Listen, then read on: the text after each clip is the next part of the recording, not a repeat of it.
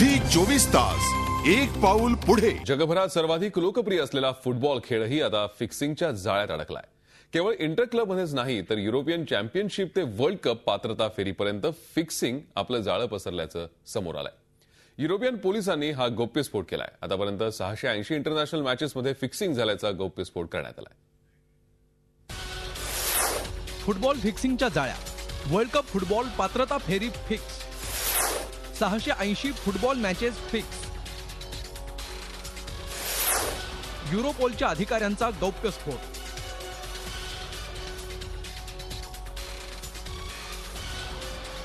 Gentleman खेळ cricket फिक्सिंगच्या फेऱ्यात अडकलाच आहे। मात्र जगभरात ज्या खेळाची क्रेज आहे तो फुटबॉल खेळही आता फिक्सिंगच्या जाळ्यात अडकलाय।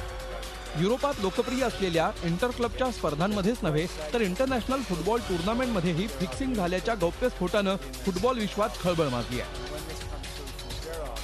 युरोपियन युनियन पोलीस ऑर्गनायझेशन म्हणजेच युरोपोलच्या अधिकाऱ्यांनी हा गौप्यस्फोट केलाय।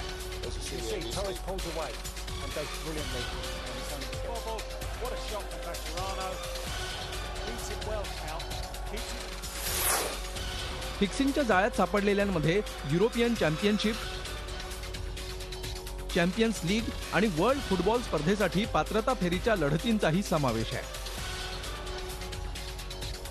फिक्सिंगच्या जाळ्यात सापडलेले सामने 2008 ते 2011च्या काळात झाले।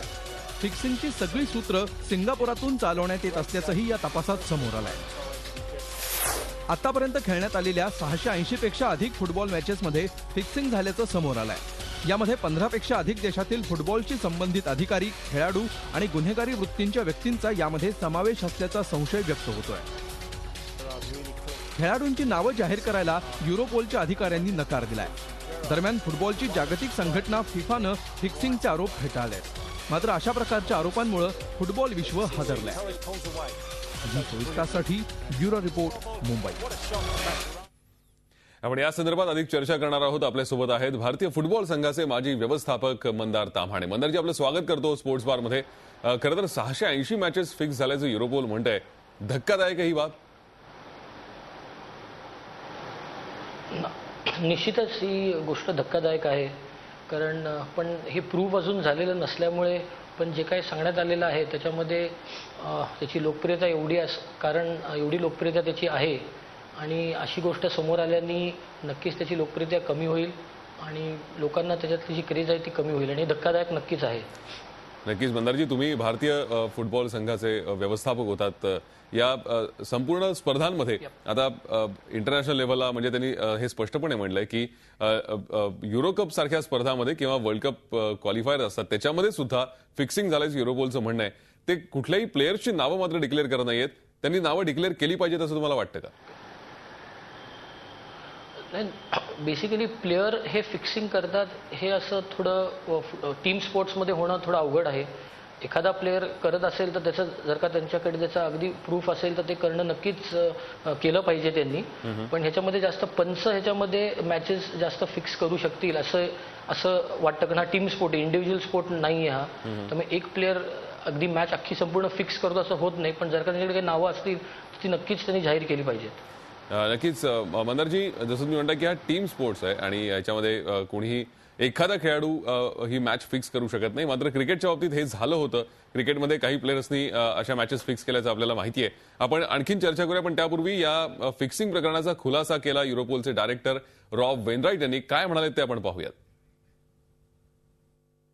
We have uncovered an extensive criminal network involved in widespread football match fixing. A total of 425 match officials, club officials, players and serious criminals from more than 15 countries are suspected of being involved in attempts to fix more than 380 professional football matches. The activities form part of a sophisticated organised crime operation which generated over 8 million euros in betting profits and involved the payment of at least 2 million euros in corrupt payments to those involved in the matches. This investigation coordinated multiple police inquiries across Europe and was facilitated by intelligence reports from Europol which was based on the analysis of 13,000 emails, other material. Among the 380 or so suspicious matches identified in this case, मंत्र आपण पाहिलं की काही क्लबचे अधिकारी असतील ते सुद्धा या फिक्सिंगमध्ये सहभागी असल्याचा युरोपोलनं संशय व्यक्त केलाय. जसं तुम्ही म्हणताय की एखादी व्यक्ती म्हणजे तुम्ही पंचांचा उल्लेख केलात, क्लबचे अधिकारी किंवा त्या समकक्ष असलेला एखादा अधिकारी या मॅच फिक्स करू शकतो का? ऍक्च्युली खेळता हा खेळाडू खेळतात आणि पंच ते मॅनेज करतात. त्यामुळे कुठलाही व्यवस्थापक किंवा कुठले क्लबचे काही पदाधिकारी असतील ते फार तर फार त्यांच्या गोलकीपरला किंवा काही खेळाडूंना तुम्ही व्यवस्थित खेळू नका अशा रीतीने करू शकतात. पण हे खरं तर कसं घडलंय हे माहिती घेणं जरुरी आहे आणि प्लेयर जर त्याच्यामध्ये इन्व्हॉल्व जर का असतील तर ते कशा पद्धतीने झालेत हे माहिती करून जाणून करणं, हे बंद करणं लवकरात लवकर इम्पॉर्टंट आहे.